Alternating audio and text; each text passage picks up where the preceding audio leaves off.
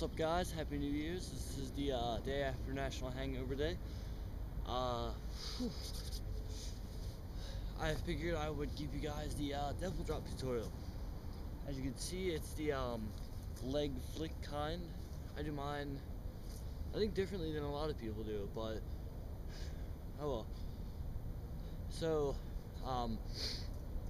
prerequisites, I say the only thing you really need to know is, depending on if you're going to do a front flip or a side flip, you need to have mastery over a front flip or a side flip.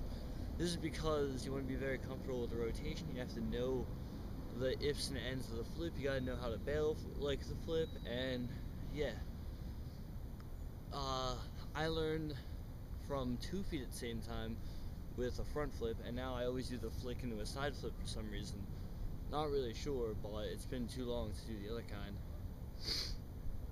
Okay, so let's get started. First off,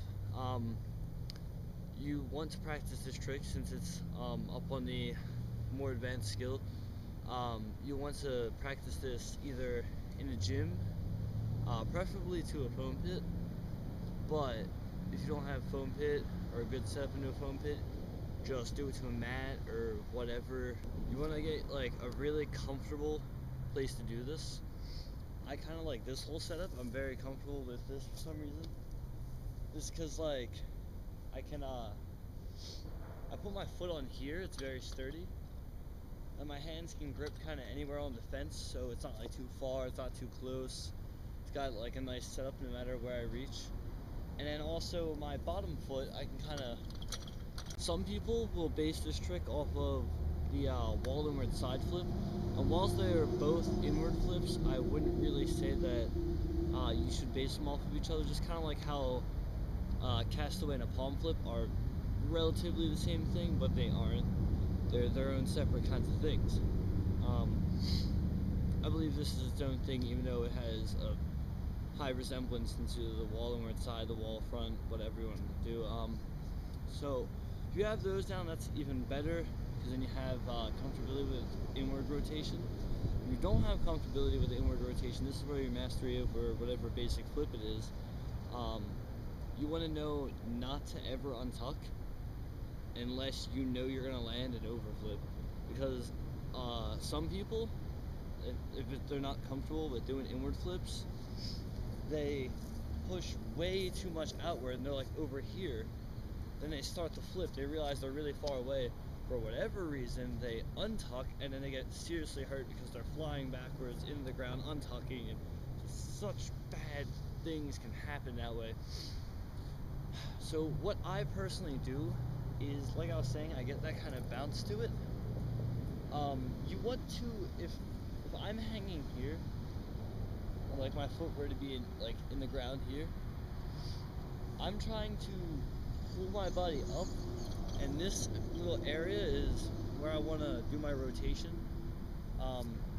Actually, probably perfectly would be around here, but I do it a little bit too back because I want to make sure there's no chance of clipping, and I also am very good at rotating my flips, so I know that as long as I get up, it's, you see how it's like that kind of motion, because you're going in toward it and you're using everything really.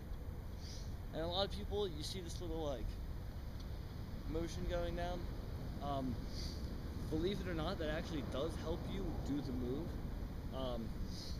I thought it was just something people did like as a mental thing, but it sets you in the right like kind of setup. It's weird. It's like, because you're like, okay, go up, up and back, up and back, and then you rip that whole flip around and like tuck in real tight. You kick with your leg that's on the wall, the planting leg. You want to kick in such a way that you're going up and out at approximately 45 degrees. This to make sure you go back and you go up, but not too much back and not too much up. So that way you don't flip this and you don't fly backward. You get a nice little rotation going on and land. Your arms, they kind of, as you're kicking out, they're like almost straight, and then they're starting to pull in, and like almost the same time you're kicking off is like when that last little bit of the pull comes in. You shouldn't be doing something like this as much as you're doing like that kind of motion, letting go. So if you pull in too hard, you're obviously going very, very close to the wall. If you pull too little, you could still kind of get the whole flip going from your legs if you have enough power. Your back leg, the trailing leg, you just want to treat it like a flick side flip.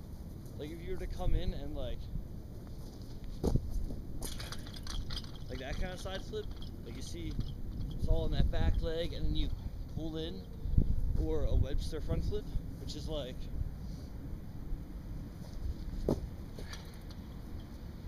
and see that's all driving from the back leg. This leg pushes up, you get in that air, you tuck in real tight or real tight, you flip around, you land. It's the same thing, except instead of that vortex being up in here when you're trying to go up and flip, it is now going behind you in this area. I'll demonstrate a few more, some different angles, and that's it.